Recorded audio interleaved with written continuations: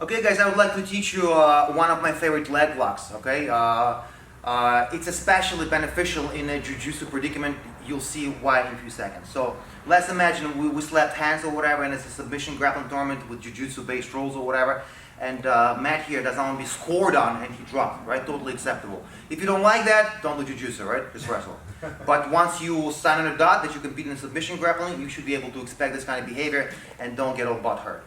Okay, so number one, I want to be in a zone, because like in any wrestling art, I'm automatically winning, right? But in jiu-jitsu, I have to engage. So if I'm too close to Matt here, he can pull some kind of guard that he's a specialist. Single leg X guard, regular X guard, De La Riva guard, whatever case guard, okay? So, and once he's there, he's gonna take my game out of equation. I don't want that. Once I'm here, I'm not in the zone, I'm gonna be cautioned. So I call it RITS, right in the zone. So it's right here, right? And remember guys, before I move on to headlock, there's gonna be a whole lot of positional hand fighting and hand fighting. Every time he reaches over, I'm gonna break his stuff. Yeah, there we go.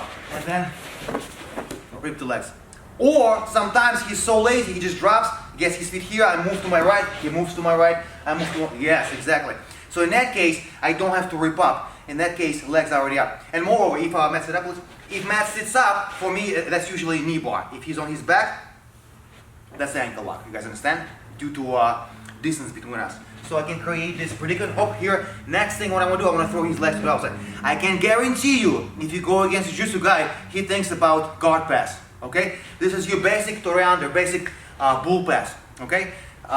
So it's kind of like using his game and his reflexes against him. I don't care. I mean, guard passing is awesome. There's absolutely nothing wrong with that. But for right now, we're going for ankle lock. So I passed with a step to the outside, yes, and then next thing is like this. And let me slow it down. I'll explain to you what's happening. Once I pass the leg to the outside, I control one. You don't have to start squeezing and telegraphing what you're doing, just control it. Next thing, I'm gonna fall, right? I don't get one grapevine or the second grapevine prematurely, and especially not this one.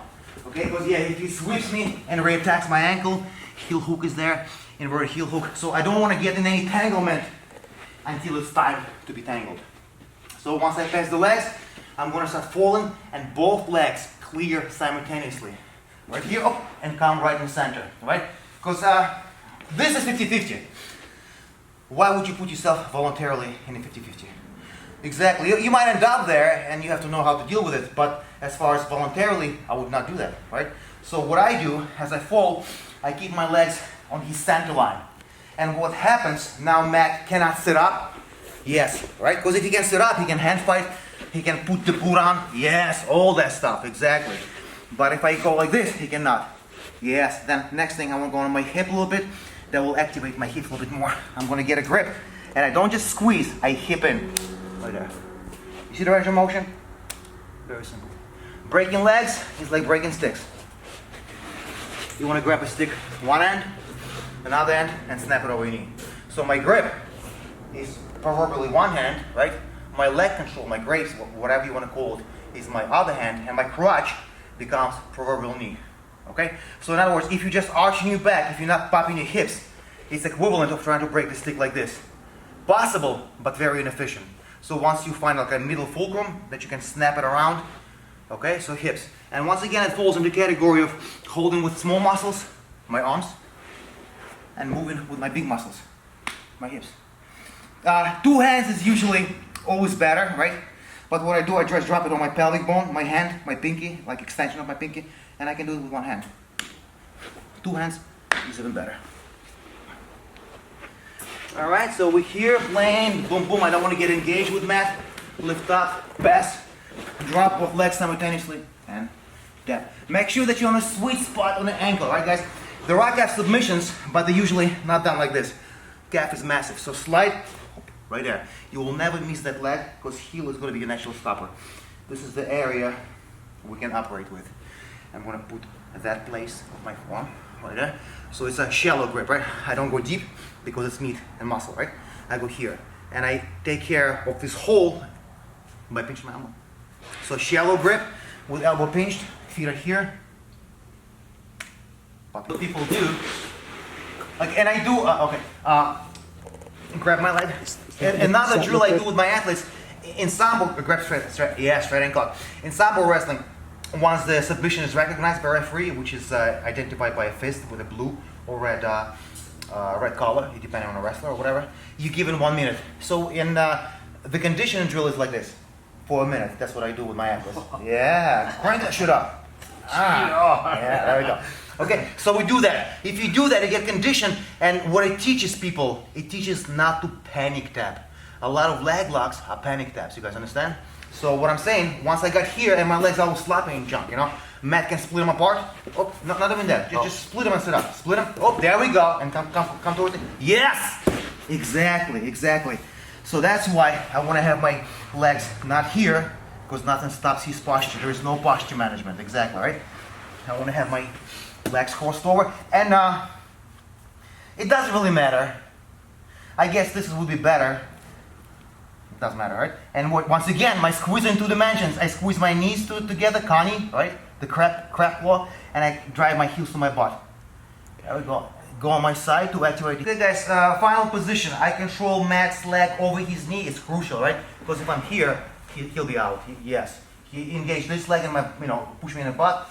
With opposite, yes, and limp leg out. So the key for any leg lock, right, is to control the ankle lock or knee bar, whatever, is to control the leg over the knee line. Nice and simple. So over here, I have my crab claw pinch, knee to knee, heels to butt. I'm on my side to activate the hip, and I pop in.